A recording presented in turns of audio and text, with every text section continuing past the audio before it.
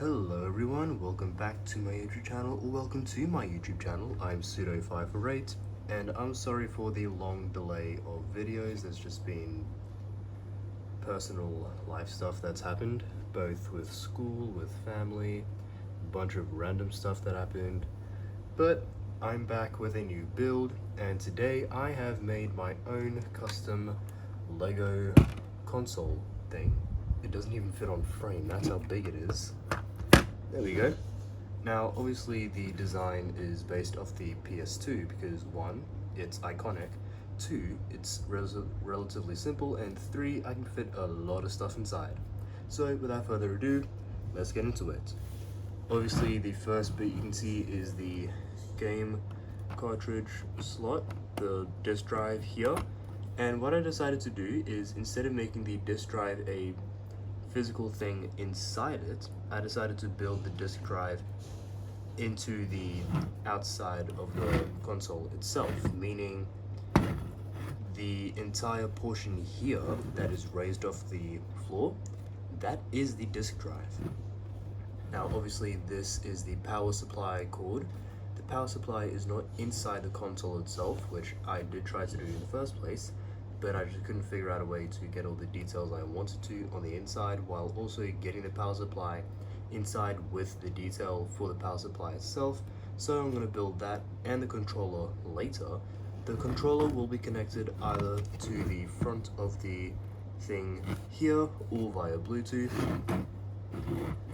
And at the back here you can see there is the video connector cable there, which is this cross connector, and then there's also separate connectors at the back, and this back here is a separate tab which I'll be showing you guys later.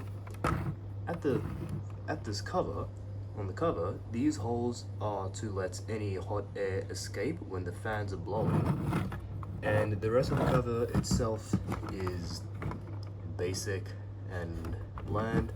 It's basically designed to be slotted into your cupboard just to blend in so that you don't completely forget about it, but also just so that it blends in very easily.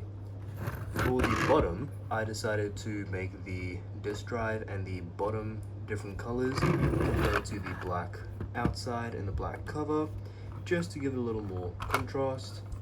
And don't know why that slid out. Push that back in. So yeah, that just adds a bit of contrast to the console itself.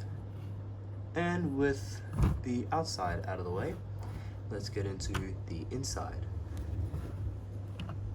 Let's take the cover off, and now we can see the inside itself. So the first thing you probably would have noticed is that this game disc does not stay inside, which I might need to fix soon. But the other thing is this big fan here. And this big fan cools the CPU, which is right here. Now before you get confused between this CPU and that CPU, this is the main CPU and this is the secondary, or that can be the graphics GPU. You can choose whichever one. This fan does actually spin. However, you need to blow air on it for it to actually spin, because obviously it's Lego, you can't charge it with electricity. But what I find cool is that these gold connectors connect to the inside of the fan to make it spin, and this gold connector here at the bottom connects to the bottom of the fan module itself, just to add extra power. This hard drive has a fan on itself, which probably shouldn't even have a fan, but I think that's just a little cool fun detail I decided to add. And then probably one of my favorite bits is the hard drive, which I said is built into the case itself.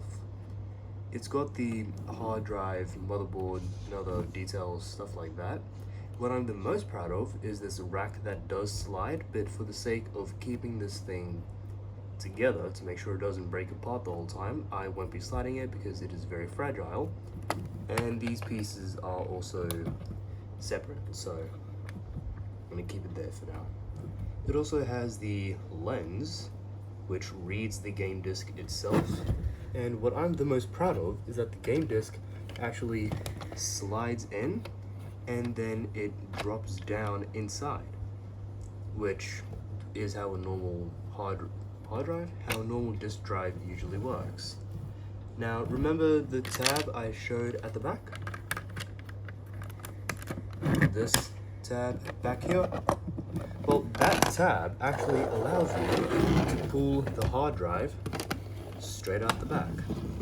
And this tab basically allows you to swap in the hard drive from a 128, 256, 512 gigabyte, all the way up to a 4 terabyte option, depending which one you want. Meaning you don't have to buy a separate new console just to get more storage. You can swap out the HDD for a completely new hard drive, and then you can just keep playing a game after backing it up onto a separate drive. So yeah, that is the little console I made in about, what, 3 hours probably? It's a very basic design. I might be revamping a few bits of it to try and get it to look a little neater.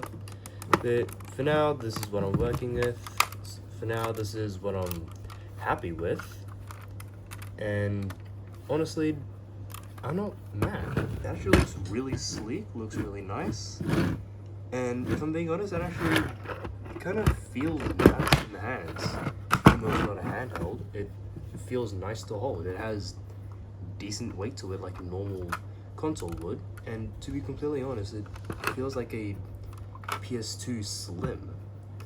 A normal PS2 would probably be about that thick and about that long. But this reminds me of the PS2 Slim, which I think just makes it even cooler. So, yeah. I will be adding a controller to the build later when I get the chance. But for now, this has been Pseudo. Peace out.